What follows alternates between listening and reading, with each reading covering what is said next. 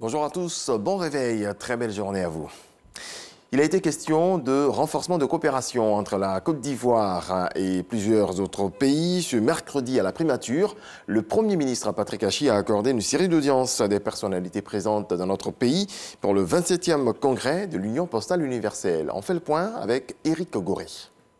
Parmi ces personnalités reçues par Patrick Achi, deux étaient porteuses de messages au président Alassane Ouattara. Manuel Homan, ministre angolais des télécommunications à sa sortie d'audience. C'est un message où le président a réitéré son souhait de voir les deux peuples continuer à coopérer en bon terme pour l'avantage pour les deux peuples et aussi pour échanger à propos de la conférence du congrès qui est en cours maintenant. Hamad Saïd Jaffa, ministre de l'économie numérique et de la poste du Comore, était également porteur de messages pour le président Alassane Ouattara. Porteur de messages de son Excellence le président de l'Union des Comores, M. Azali Assoumani, son homologue et frère, son Excellence le président Alassane Ouattara. Jérémy, bien entendu, la lettre qui m'a été confiée par notre président, et à son Excellence le Premier ministre de la République de Côte d'Ivoire. L'occasion, bien entendu, d'échanger aussi sur la coopération entre nos deux pays et des liens, bien entendu, qui unissent nos pays depuis longtemps. L'ancien ministre français, Jacques Godfrey, président de France Volontaire, a aussi été reçu par le Premier ministre Patrick Achi.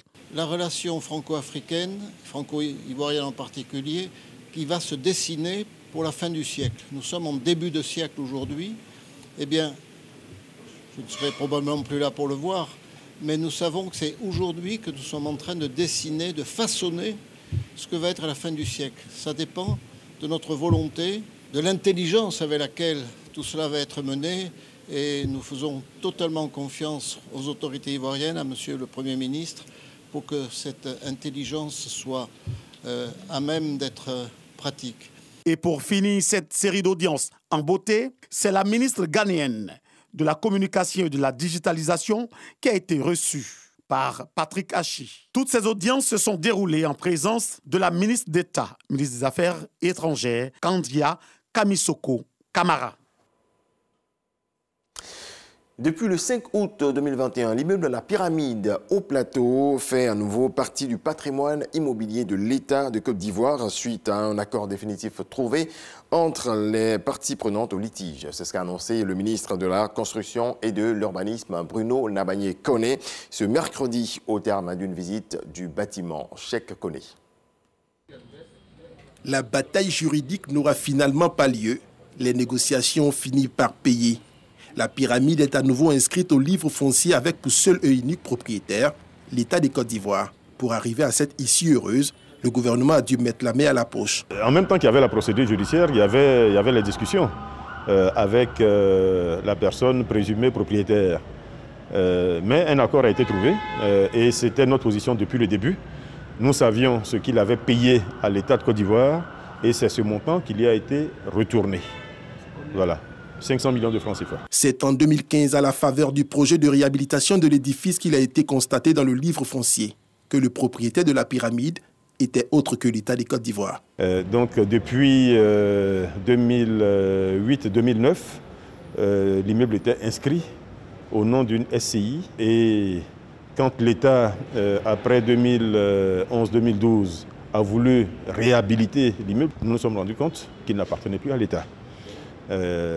Quelqu'un d'autre en était le détenteur, en était le propriétaire officiellement au niveau de la conservation foncière. Place désormais au projet de réhabilitation de ce joyau architectural, jadis vitrine de la ville d'Abidjan, tombé en ruine depuis quelques années. Nous avons perdu beaucoup de temps à cause de cette situation. Notre volonté à nous, c'est d'aller vite. Je vous l'ai indiqué, depuis 2011, dans les priorités de réhabilitation de l'État de Côte d'Ivoire, il y avait l'immeuble La Pyramide. Et malheureusement, nous avons buté sur cet écueil juridique qui était le titre de propriété qui n'était pas au nom de l'État de Côte d'Ivoire. Bon, aujourd'hui c'est résolu, donc il faut réengager les discussions avec les personnes qui à l'époque étaient intéressées pour réaliser en partenariat public-privé cette réhabilitation. Peut-être même que le gouvernement recommandera que nous partions dans une démarche plus élargie. Donc nous verrons, nous aviserons en fonction de ce que nous aurons comme consigne, comme instruction de nos premiers responsables. Mais l'idée, c'est vraiment d'aller le plus vite possible dans la réhabilitation de ce bâtiment. La pyramide du plateau, inspirée de l'histoire des pyramides d'Égypte, a été conçue par l'architecte italien Rinaldo Olivieri. L'immeuble de type R+14 est bâti sur une parcelle de 4072 mètres carrés. Des caméras de surveillance aux différents postes frontières. Ce système de sûreté a pour objectif de faciliter le travail de recherche douanière. Le ministre du Budget et du Portefeuille de l'État, Moussa Sanogo, a effectué une visite à la salle de contrôle installée à la direction des régimes économiques en zone portuaire. Jean-Louis Gbambo. Des images des postes douaniers de Takikro, Niablé et Noé à la frontière est de la Côte d'Ivoire. Des images reçues et visionnées en temps réel depuis une salle logée au sein de la direction des régimes économiques des douanes Avridi à Abidjan. La salle de contrôle du système de vidéosureté, un dispositif piloté par la direction générale des douanes. Sa mission, veiller à la régularité des opérations qui se déroulent sur les postes douaniers. Ici, nous avons un échantillon du passage du véhicule. Ce logiciel-là nous donne la possibilité d'avoir un cliché, la plaque d'immatriculation, toutes les informations sur le véhicule, ainsi qu'une courte vidéo qui montre le passage du véhicule.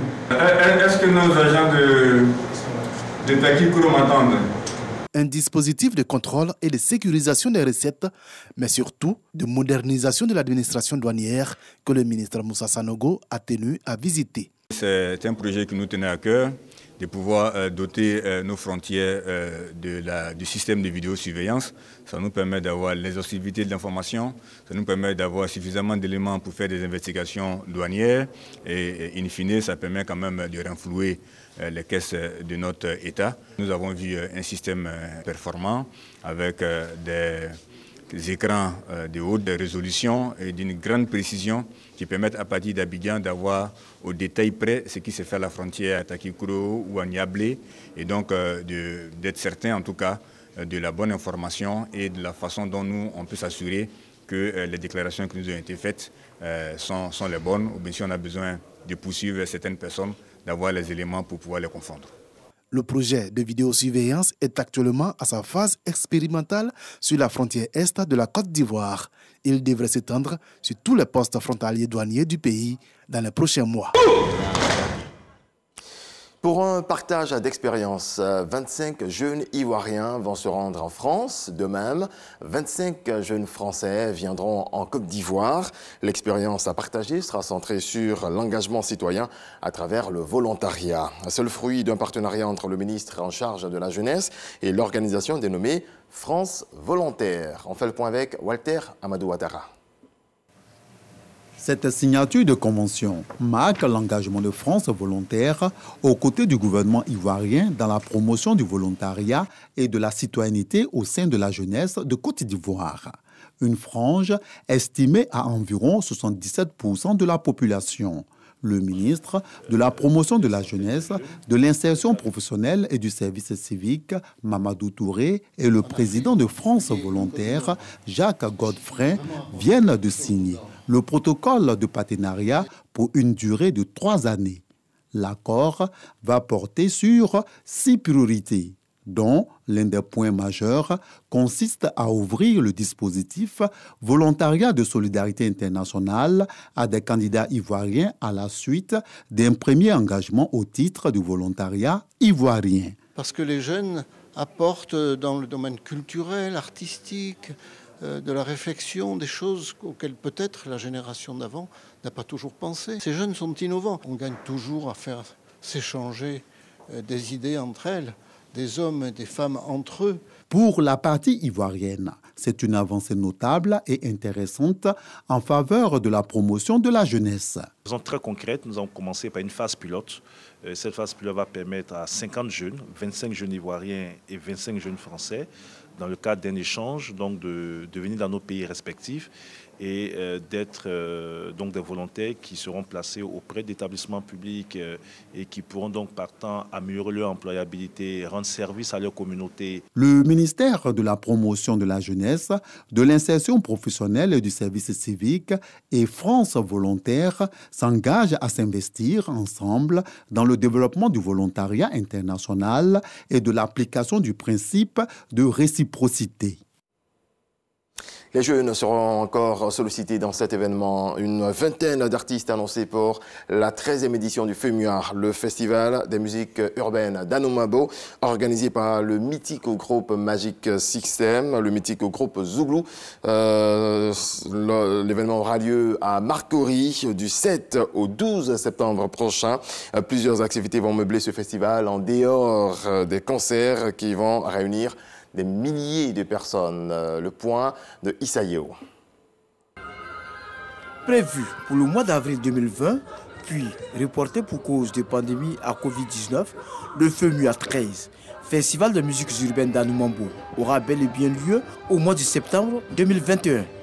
Cette certitude émane du commissaire général du festival, Traoré Salif dit Assalfo, lead vocal du célébrissime groupe Magic System. Il était important que nous tenions forcément ce festival, ce FEMUA 13 là. Beaucoup ont demandé qu'on l'annule, mais j'ai dit on ne va pas l'annuler parce que c'est ça aussi, la détermination doit nous amener à être confrontés à certaines difficultés et à les combattre et à les vaincre. Le FEMUA, depuis quelques années, maintenant est ouvert à d'autres cultures, ce qui justifie la présence d'un pays hôte sur le plan culturel. Pour cette 13e édition, le Sénégal, pays de la Teranga, est l'invité d'honneur.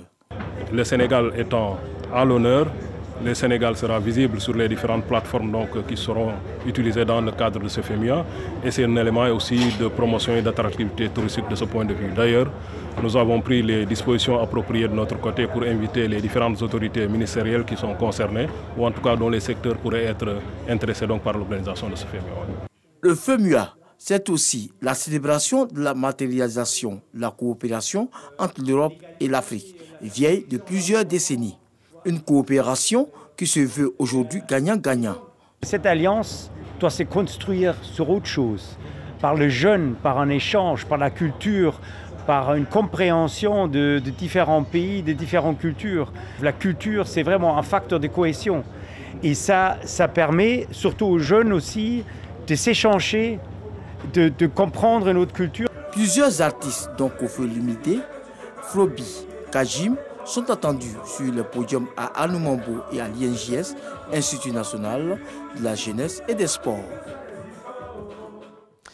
Dans le reste de l'actualité, en bref, présidentielle en Zambie, 7 millions d'électeurs sont appelés aux urnes ce jeudi lors d'un scrutin marqué par des violences préélectorales et le déploiement sans précédent de l'armée. En Algérie, les incendies continuent de faire rage. Le dernier bilan fait état de 69 morts, dont 28 militaires envoyés pour contrer la progression des flammes. 12 soldats sont par ailleurs hospitalisés dans un état critique. Le feu est attisé par la chaleur extrême qui touche le Maghreb. C'est la Kabylie qui paie le plus lourd tribut, où plus de 70 départs de feu ont été enregistrés par les autorités. Voilà qui marque la fin de ce point de l'actualité. Merci à toutes et à tous de nous avoir suivis. Excellente journée. Paix dans vos foyers.